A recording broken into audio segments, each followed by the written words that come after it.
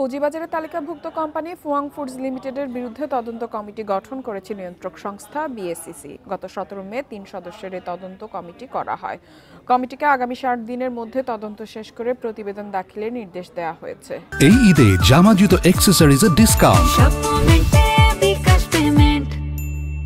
বিএসইসির আদেশে বলা হয়, গত অর্থ বছরের আর্থিক প্রতিবেদন সহ কোম্পানির সার্বিক বিষয়ে তদন্তের প্রয়োজন রয়েছে। পুঁজিবাজার এবং বিনিয়োগকারীদের বৃহত্তর স্বার্থে এটি করা হয়েছে বলেও জানায় বিএসইসি। এর আগে গত 5 এবং 6 এপ্রিল ফুয়াং ফুডস বন্ধ এমডি মিয়া মামুনের বিরুদ্ধে অর্থ লোপাট সহ নানা অনিয়মের সংবাদ প্রচার করলে নড়ে চড়ে বসে বিএসইসি ও ডিএসসি থেকে দেয়া হয় কারণ দর্শানোর নোটিশও।